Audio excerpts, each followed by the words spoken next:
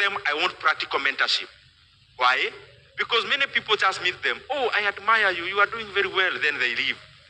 So it is, take that next step. You'll be surprised that they are very receptive to guide you. That's backward. After backward mentorship, then there is forward mentorship. Forward mentorship is making many copies of yourself. When you're in the office and you have a team of 15, you can imagine how good that would be if you are a mentor to all the 15. The kind of cohesive team you'd create.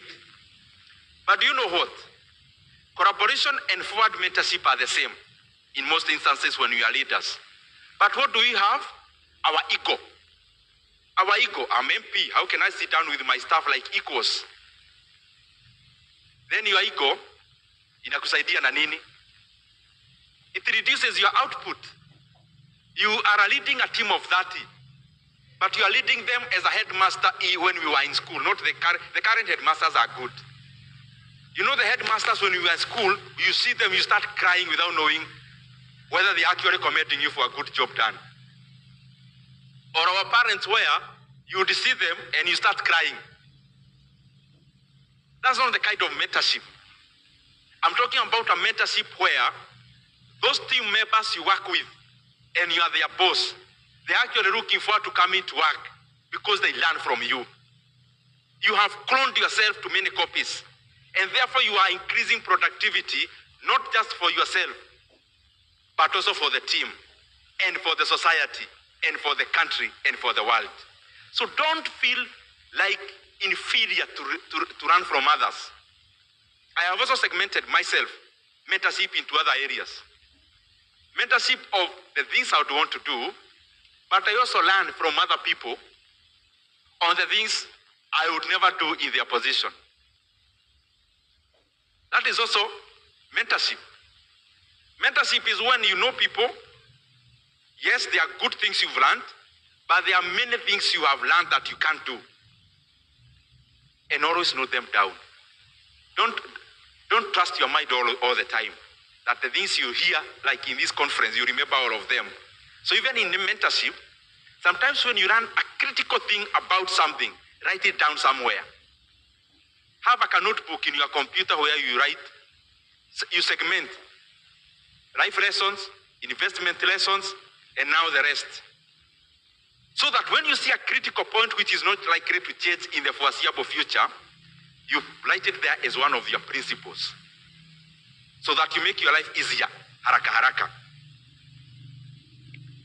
Of course, focusing on impact, you've learned about that, and strategic decision making, and sustainable transformation, which we must look at them not just about sustaining ourselves, but sustainable development must always be about the community and the society. Let me tell you something, my sisters. I'm now in the opportunities. And I'll talk about the opportunities of where I am, politics. And I'll be very honest and fair. Last elections, I was very involved in the national politics. And we finished campaigns. And the team we were supporting that time won. That time. And therefore, we now started building government. Looking for CSs, for PSs. I've never said this, but now you may use it. Because I think me staying with it does not help me. It will help you more.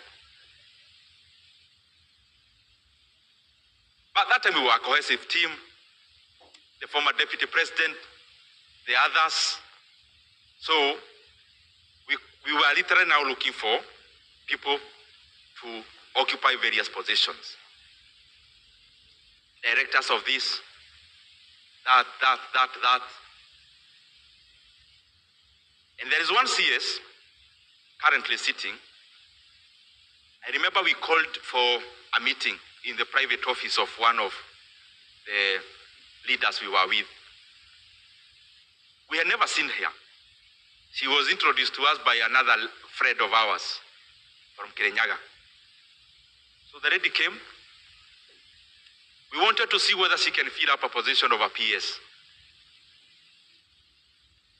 So ilikuwa interview lakini hakuwa anajua. So tukamuuliza maswali hivyo kidogo kidogo. I don't know what to name her name, but she's currently in the cabinet now as we talk. One profound thing I want, forget about all the other things. One profound thing I want you to live with in this conference today. Ladies, my sisters, the opportunities out there, the big ones, are more than the people who would occupy them.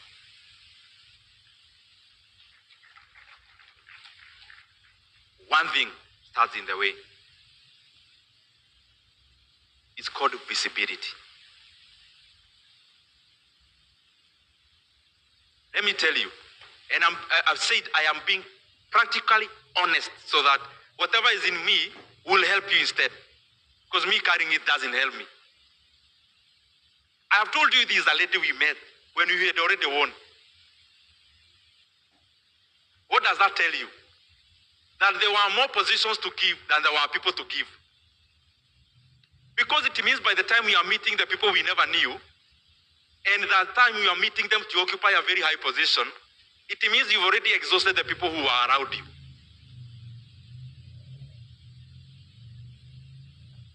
As we go to elections, one thing you must know as a lady, there is something Kiraito Morogi said some time back, and I don't know whether people took note.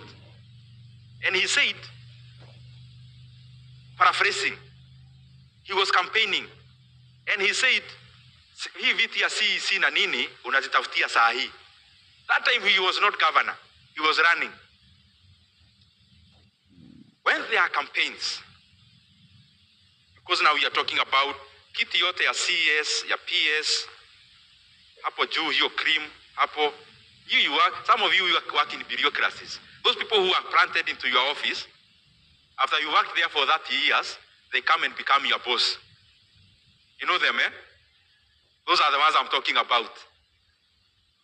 The biggest purification I've seen, beyond now what you have, you already CPA, you already BCom, you are already masters, you're already pursuing this, but there's no visibility. How do you create visibility? Ask any governor in Kenya. Ask them how they got their CECs. The number one CEC is a person who only sent them a message. You are doing a good job, continue with your campaigns. Nothing more. Why? No one else sent. And I'm being honest with you guys. Sorry.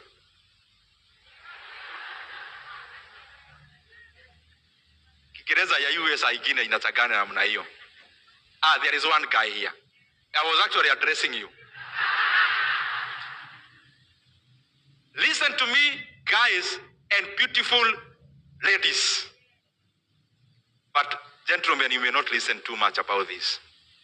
Nyinyi mnajua kujitafutia saa ingine. People run campaigns, let me put it plainly.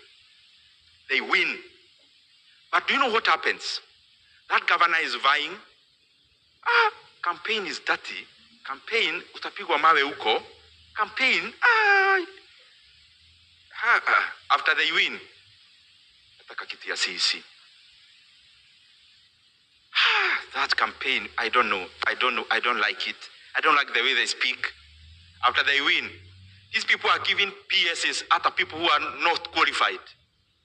I can tell you from where I start. Many times leaders make those decisions limited on the people they know. Not just knowing one-on-one visible. I can tell you that time in my phone, I called several people. The only thing I had done, I had seen them on TV. There is a lady from Kepsa, I will not mention, maybe you know her. She used to appear on TV many times. So we are here scratching our heads. Who can be PS for this? Who can be this? Who can be this? I picked up my phone, looked for her number. I didn't even have it. Called her. Why? I had seen her on TV. Ukeniuliza alikuwa anasema nini? I was not even remembering what she was saying on TV. But I had seen her. So, as you strategize about your life between now and next year, October, know one thing. A lot about your life can change so drastically. And many times, as I'm repeating, you don't have to quit your job and go volunteer in a political office. Just be out there visible. In a caucus on economics, you are there offering your part-time job on crafting a manifesto. You are there, unasaidia sijui kuweka nini hapo. Especially you who is qualified. And when you are given money, you don't take. When you are told, oh, let's reimburse you mafuta, unasema, no. Me, I believe in this cause. And I'm not saying which.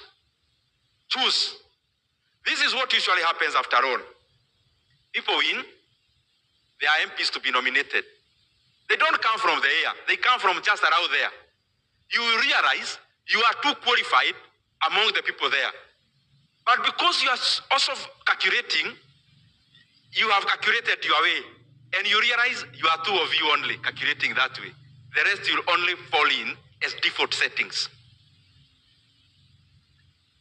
And even in the national level, when you pick a camp which you are supporting, don't support from the sidelines. Enda tu hapo wewe ukue hapo visible. Saa zingine unaonekana hapo. Maureen hebu simama. Maureen, how did I know her? When I was vying in my first campaign 2017, that time I needed people to fill up my musafara. Nionekana niko serious, eh? So mnakuja na gari nikizunguka msafara inaonekana ni mrefu. This girl bana grows younger every year. Now, that time, she started coming with my sister hapo. Kamsafara kanakuwa karefu. Sasa, mnafikiria mambo ikienda hivi na hivi na hivi, Maureen ako wapi?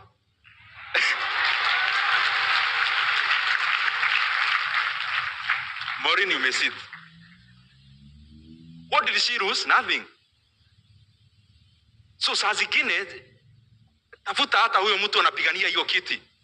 Go with a different perspective. I may not give you votes, but when you make up your office, I want to be in the background team, making your manifesto, nini. You realize this. This is what I realized. You will not only get your job, you realize in that office, it is you who will be giving other people jobs. I have told you this. Forget all the other points I'll speak. The one that will help you personally is that one. Visibility. Visibility ni hivyo, unaigiana na team members who, unaona, let's say there are 3 camps or 2 which are strong. Moja enda ujivolunteer hapo kama something accountant nini hapo, economist, you are making a manifesto, start calculating around it. You unakuwa na ka ofisi hapo, unaitaka Saturday afternoon, uko na ka team. There's nothing you are doing much in terms of politics. You are doing more about your profession. When these teams win, automatically, those people who get planted in your office after serving after 20 years, 25 years, anaprantiwa hata hana experience, now that person will be you. You are the one people will be saying, sasa huyu ametoka wapi? Wewe mwenyewe. Yani, siokei ati ile kiti huko, wewe unafanya CPK. Kwani governor Central Bank anachaguliwa wangu aje? Anyone who works for CPK, I want to be practical. For CPK, sitakwambia useme jina because sitaki usuvutwe kazi. Hakuwezi kosa. Anyone anafanya Kenya National Bureau of Statistics? They are there. Now, wewe na qualification you are CEO. Wewe. Who has more papers? Say it loud, who? Now, then what is it? Why kwa nini usikalizi? You had a case of mwambia I have more papers than you. So, visibility number 1, volunteering. Visibility number 2, usikae na chenye unajua. Citizen wanatafuta mtu wa kuhoji stories juu ya economy na uko hapo, enter. Go and give your perspective. Create your brand. Start creating your name hapo. As a lady, you will have such a huge opportunity wavelength that you can't exhaust it just by the name. The lady I was telling you I called, who was working for KEPSA that time, actually declined to be PS. It means she had a better position where she was working. Yeah, kulia maji tafadhali. Nimeshika microphone. So, I don't need to buttress that point further. Najua mnasikia vibaya hata nikiendelea kuiongelea. The simplest way to become CEC finance, simplest. Governor anavai, opinion polls zinaonyesha anaweza win, mtavute umwambie, me I believe in your policies, I just want to craft your manifesto. Give me what you want to achieve. Believe you me, you CPS seated here, you will be CEC finance of your county. If you don't become uniulize, you realize you are the only person because ladies shy away. They shy away because unafanya nini kwa campaign. Then we mwenyewe you think, your camp is full. Huko kumejaa. Akina nani wamejaa kama wewe? Don't see political barazas and think, your camp imejaa. No. Haijajaa kwa hiyo nasema wewe chenye wewe unatafuta. It may be full in all the other perspectives, but I can tell you as a practicing politician, it is not full in what I'm talking about.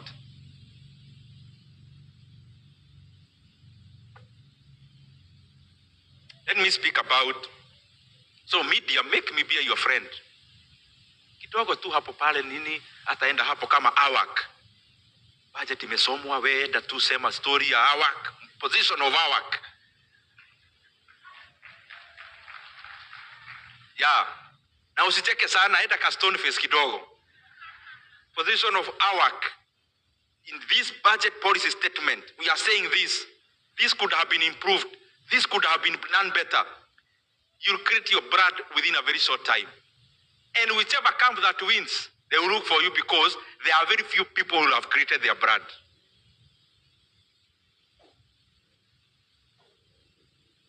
Now, let me talk to all of us both in private and public sector. There is a lady who I will challenge you to go study about called Cheryl Sadberg. You can write former COO of Facebook or Meta. Cheryl Sadberg. Cheryl Sadberg. Go study about her a little bit. There's something I want to highlight that will help us. This lady was working for World Bank. In 2008, when Facebook was, most of us were not on Facebook because we thought it's a small startup, but nothing. It will collapse within a few days. She resigned from World Bank to go in a company that had no structures to set them up. She went there. I want you, saa zingine tusisikize na huyo Sadberg, disikize na wewe. Ujiweke in your shoes. You have a job paying you 250,000. And some guy is telling you to go and work for a startup. Those guys are not serious. So, she was working for World Bank, a small startup called Facebook. She went there to be the COO, to also help in setting up structures of Meta or Facebook then.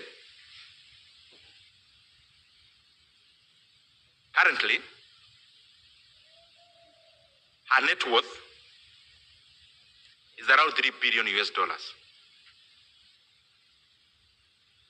$3 billion US is around 420 billion Kenya shillings. Meaning you can buy white sands, useme isiguzwe kitu, lakini imekuwa nyumba yako from today. Now it will not even scratch your net worth. There is something I want you to understand about her, in which I challenge all of us, those who are in the private sector, this is your point.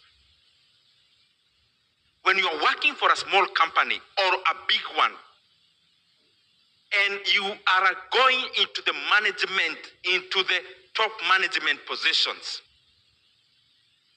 let us learn as ladies, not just to look for monetary returns. Let's look for equity return. Any CEO of a bank today in Kenya, you are a CEO of a bank, and you're only negotiating your salary. That is not foresight. Negotiate for targets bound up with options of shares. Just tell them you are making 3 billion profit now, I'll double it, but give me this number of shares after I do that. All these billionaires, majority of them became billionaires out of stock options. When it comes to work, you are rewarded through stocks, not just through a salary.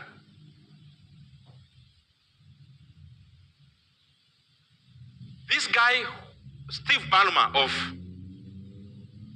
Microsoft, he was an employee of Microsoft. He was employee number 30 of Microsoft. He's now wealthier than Bill Gates. His net worth is higher than the person who started Microsoft.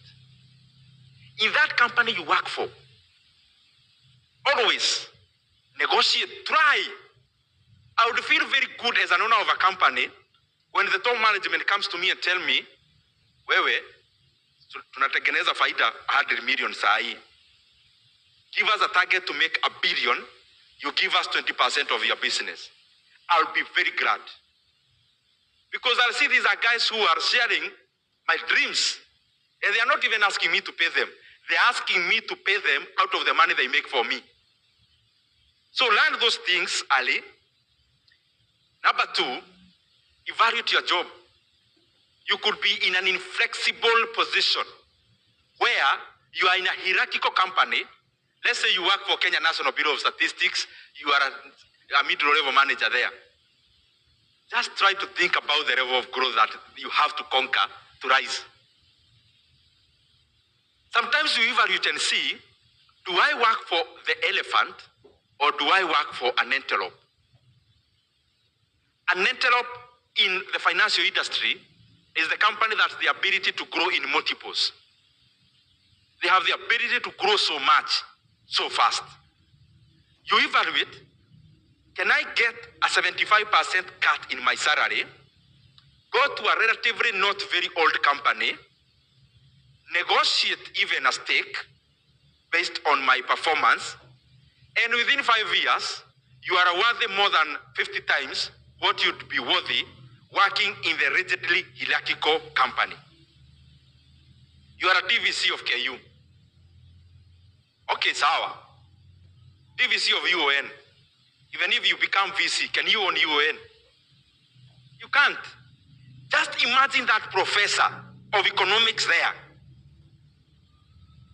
Just imagine the qualification that person has.